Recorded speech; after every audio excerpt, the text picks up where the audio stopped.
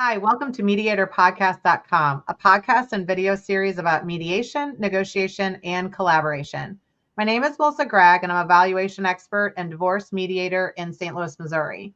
Today, we'll be discussing divorce mediation versus litigation. You don't know what you don't know. Basically, the differences between divorce mediation and litigation with Rosalia Labate. She's located in New York, and she's a certified divorce financial analyst and certified public accountant.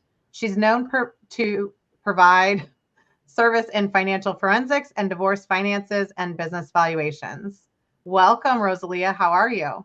I'm good. Thank you so much for having me, Melissa. I really appreciate it. And well, I think that one of the things that's a little bit different in litigation and mediation is the communication. And the communication plays very much into it when you're dealing with families and parties that may not trust each other.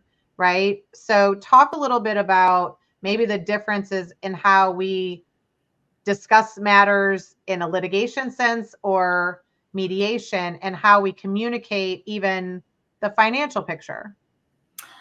I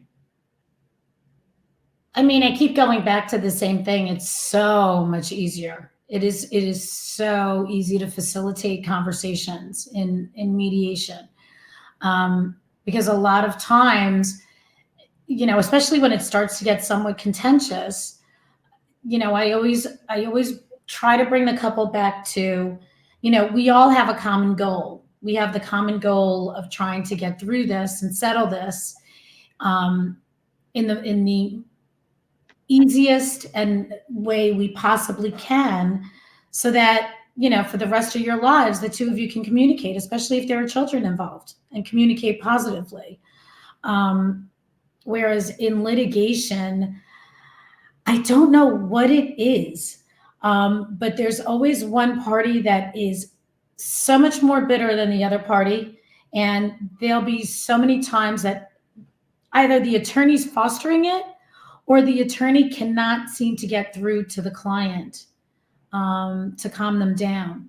So, and to me, in that scenario, you should have a divorce coach, you should have a therapist, you need all of that. And in mediation, if you've got a good mediator on board, and if I'm doing my job and explaining what's in front of you,